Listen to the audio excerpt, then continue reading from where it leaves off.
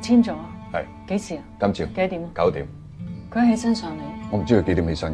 Hello， 大家好，我係阿添啊。今日咧我要分享嘅呢一個主題咧，其實就係關於租樓上嘅簽約啦。究竟係點咧？其實簽約咧有分兩種嘅，不過我今日咧就會講臨時合約。如果想知係點啊，即刻睇落去。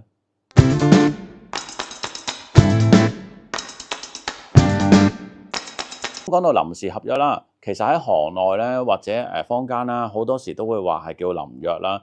咁大家都會知啦，臨時合約即係臨時咯。咁你簽之前咧，其實有好多嘢要傾嘅喎。咁傾啲嘢係啲咩咧？先唔好講住，講咗個臨時合約先。嗱，臨時合約咧，只要你一簽落去咧，其實都會有法律效用嘅喎。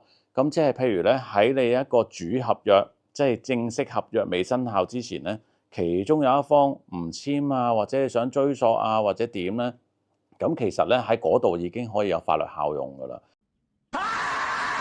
咁通常就會大家履行翻嗰個責任啦，咁樣嘅。咁大家嗱，而家知道咗呢一樣嘢啦。咁其實咧喺簽之前咧，其實有好多嘢要傾嘅。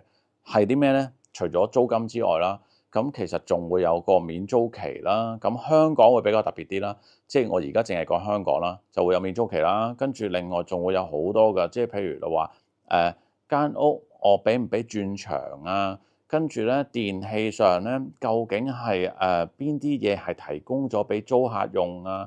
咁然後再深入啲就係咧話啊，如果壞咗咧，業主係咪會更換啊？或者會負責維修啊？或者係咧用到壞咗之後咧，就業主會唔負責㗎啦？租客你自行更換啦。但係到歸還間樓嗰陣時，唔再租嗰陣時咧，就可以唔使攞走啊，各樣嘢你哋自己咧同 agent 啦。或者係同翻業主嗰邊傾啦。嗱，最後啦，就係啲咩咧？最後咧，我哋大家喺個金錢上嘅預算咧，其實你要預咗咧，你自己一個月嘅租金，譬如可能1萬蚊啦，你要最少預算係3個月嘅，因為咧你仲要俾2個月嘅按金，1個月嘅上期咯。咁咩叫上期咧？嗱，首先按金你會知啦，2個月啊嘛，即係要擺低落嚟俾業主啦。咁跟住咧，上期嘅意思就係你嚟緊呢個月你入住嗰個租金，即係咧你一定要俾咗租金先可以入住嘅，就係呢一樣嘢啦。嗱，記得就係準備定3期嘅租金就 OK 啦。除咗呢啲之外咧，其實仲會有其他嘢嘅，入邊咧仲會有講啦，就係管理費啦，究竟係咪業主負責啦？咁啊差餉啊、地租啊各樣嘢啦，其實入邊有好多樣嘢。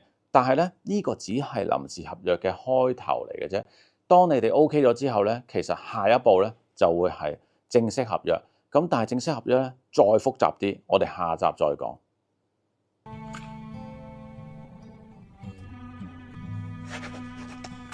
搞掂，咁得㗎啦。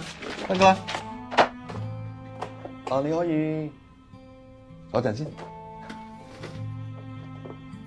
好啦，嗱，今日咧我分享就到呢度啦。咁啊，如果大家咧覺得呢條片幫到你咧，記得俾個 like 我，支持下我。咁我哋咧下集講啲咩咧？我哋下集再分享，下集再見，拜拜。